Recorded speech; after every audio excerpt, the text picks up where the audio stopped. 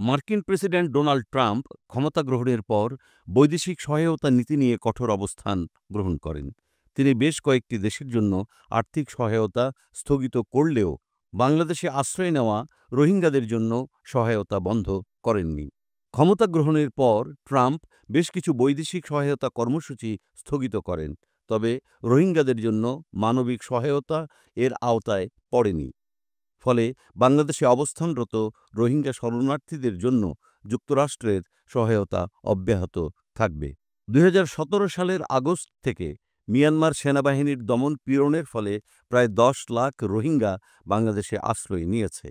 সংকট মোকাবেলায় যুক্তরাষ্ট্র এ পর্যন্ত প্রায় $২.৪ বিলিয়ন সহায়তা দিয়েছে, যার মধ্যে $২ বিলিয়ন বাংলাদেশে প্রদান করা হয়েছে।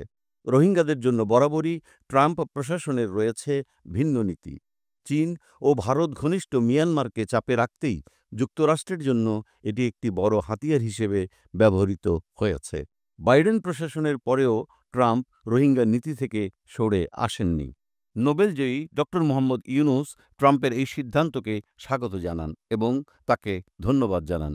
তিনি উল্লেখ করেন, রোহিঙ্গাদের জন্য যুক্তরাষ্ট্রের এই সহায়তা অত্যন্ত গুরুত্বপূর্ণ এবং মানবিক দৃষ্টিকোণ থেকে এটি প্রশংসনীয়।